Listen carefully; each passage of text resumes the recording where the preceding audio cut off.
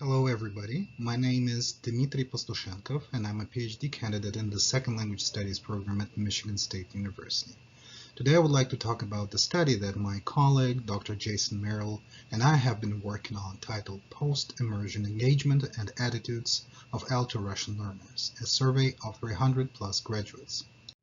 I would like to start with one of the primary motivations for this study, which is an overall decrease in the enrollment in Russian language programs in the United States, and what we as teachers, researchers, and administrators can do about it. From the period from 2013 to 2016, there was a 9.2% decline in enrollment in languages other than English. As for the Russian programs, a peak of about 45,000 students was observed in 1990, or approximately 3.8% of all language enrollments. This number went down to approximately 20,500 students in 2016, or 1.4% of all U.S. language enrollments. A reasonable question would be, why are the numbers decreasing? To address this question, it is important to learn more about the post-graduation experiences of our students. Do graduates of Russian language programs continue to engage with the language after graduation? What are their attitudes toward learning Russian? What advice would they give us and other students? And finally, what can Russian language programs do to better support our students based on the post-graduation experiences, attitudes, and advice of Alto-Russian graduates? To dive into these questions, we would like to discuss several studies from the domain of Russian second language acquisition. Despite being more commonly taught and researched than many other less commonly taught languages, Russian remains underrepresented in SLA research. Even less is known about Russian learners' experiences, their engagement with the language, and their attitudes toward Russian. Previous studies have looked into students' use of Russian social media, learner beliefs about study abroad in Russia, and attitudes toward full immersion and language pledges.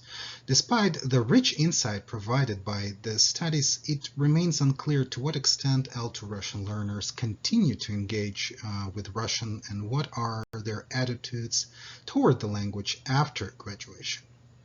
One of the studies on the topic of engagement with Russian after graduation is my case study with Dr. Tanya McIntyre. In this case study, we explored the experiences and motivations of two graduates of a Russian immersion program.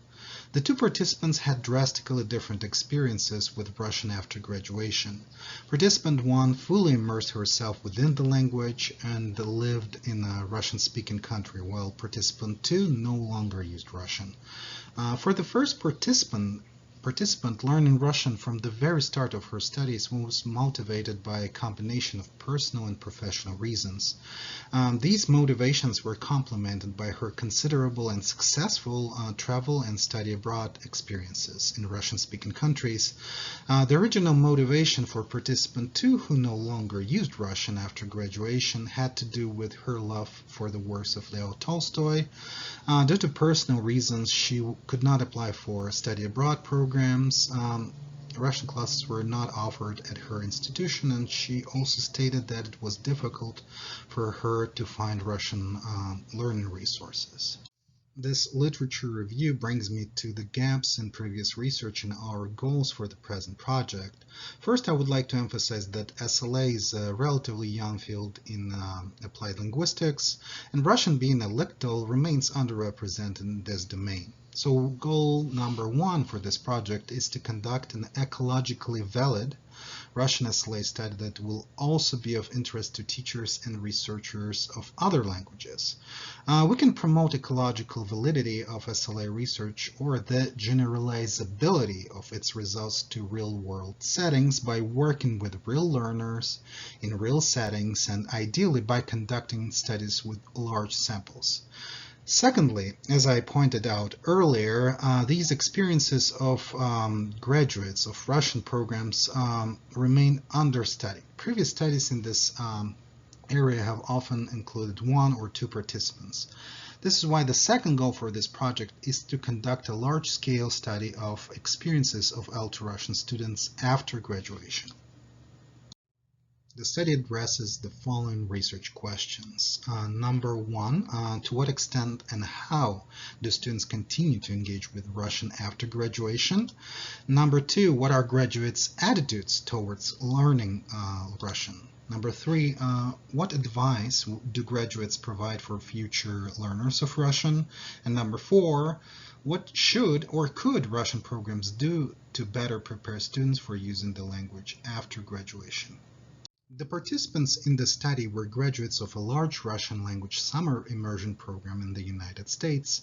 It is an 8-week program that typically includes 7 curricular levels, and one of the distinct features of the program is the language pledge to speak only Russian that the students need to take prior to starting their studies. Most, but not all, of the participants in the program are undergraduate students from the United States. Let's briefly discuss the materials and procedure. The study was conducted online using Qualtrics, an online survey tool, and the survey included 39 questions and took 10 to 15 minutes to complete. The survey included 4 main sections that align with the study's research questions: graduates' background, current engagement with Russian, attitudes toward Russian, and advice about learning Russian. With the help of the program's coordinator, we sent out a mass email to those who participated in the summer program from 2003 to 2017. Prior to the main study, we also piloted the survey with 17 volunteer graduates from the summer program. For the data cleaning, we followed the procedure used by Sato et al., another large-scale SLA survey. We removed the responses below the 85% completion and also those responses that took less than 100 seconds to complete. The reliability coefficient for the Likert scale items in the survey, Cronbach's alpha of 0.81, indicated moderate levels of internal consistency. The total number of participants, including the analysis, was 322. Most of them were L1 speakers of English. The mean age of the participants was 34 years old. In terms of their Russian learning background, most of the participants, 168, did not major or minor in Russian at their home institution. 47 graduates minored in Russian, 60 majored in Russian, and 91 students double majored in Russian and another discipline, for example, economics, history, international studies, English literature, or health education. Most of the students were experienced learners of Russian. 135 graduates reported that they completed 10+ semesters of Russian. In terms of their professional and educational background, at the time of the study, 198 graduates of the summer program worked full-time, 39 worked part-time, and 15 were unemployed. 16 graduates were still working on their undergraduate studies, while 28 graduates were enrolled in a master's program and 30 were PhD students. This is a study in progress, and today I would like to talk about the preliminary results. Let's start with the first research question about the students' engagement with Russian after graduation. We asked the students how often they used Russian. Approximately 60% of the participants stated that they used Russian occasionally, frequently, or very frequently, while 40% said that they never used Russian or used it very rarely or rarely after graduation. This pattern is illustrated by the trend line in this bar graph. We also asked the graduates about how often they used Russian in their personal and professional lives. Approximately 53% of the graduates used Russian in their personal lives, while 47% of the participants stated that they used Russian in their personal lives never, very rarely, or rarely. We are still working on the results and analysis sections of the study. We still need to do a lot of work with the qualitative data. For now, I would like to show you this word cloud with the most frequent words and word combinations from the survey. This word cloud represents how graduates use Russian in their personal lives. I apologize that we had to censor the name of the summer program. In this word cloud, you can see some interesting trends, including conversations with Russian friends and colleagues, watching news, listening to music, reading news articles, watching TV shows and movies in Russian, etc. In terms of the students' use of Russian in their professional lives after graduation, the pattern was a little bit different. Approximately 53% of the participants stated that they never, very rarely, or rarely used Russian in their professional lives, while 47% stated that they used Russian occasionally, frequently, or very frequently. It was also more difficult to identify trends in the data by simply using the word frequencies. As I said earlier, we're still working on the analysis. Some of the interesting trends about how the graduates used Russian in their professional lives included graduate studies, research, Russian literature, law firms, archival work, translation, and Soviet history. So what are the graduates' attitudes toward learning Russian? Personally, I was very happy to see these results. Most of the participants, 220 graduates, stated that they were very happy about their decision to take Russian courses. We also asked the participants whether they would advise high school seniors to take Russian in college. Approximately 90% of the participants answered probably yes, yes, or definitely yes. And here are some examples of the students advised for future learners of Russian.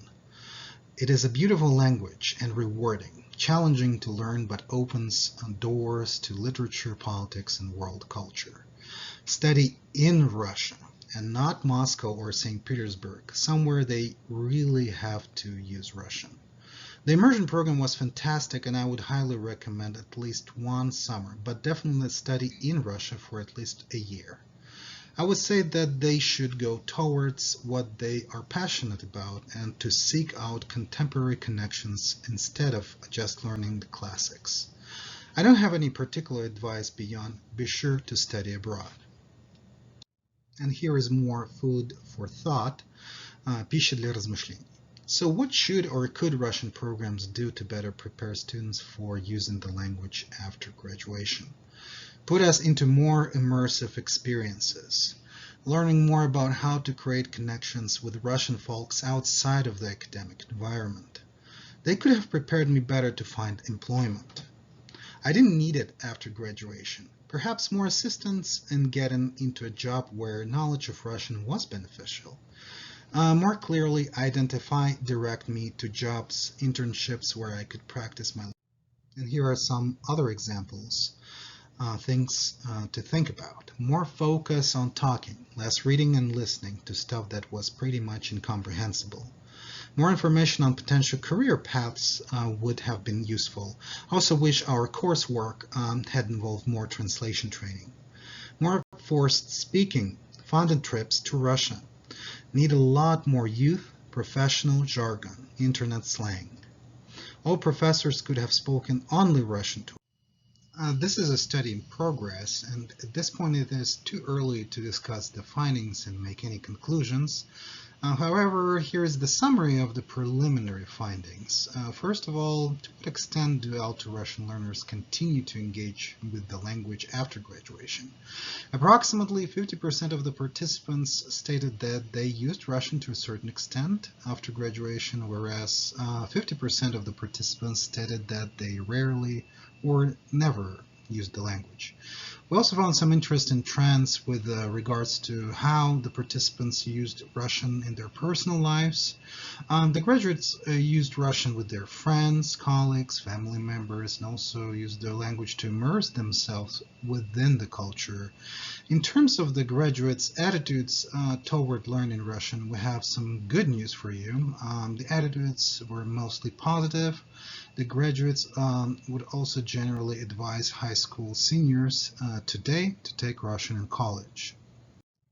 And here is some advice from the graduates to future students and to Russian language programs. To future students, the participants would generally advise pursuing study abroad and language immersion opportunities.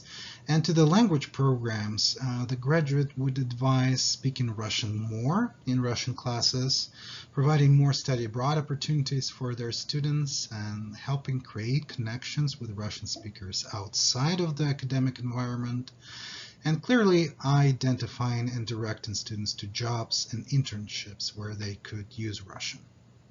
This is it for now. Here are our references.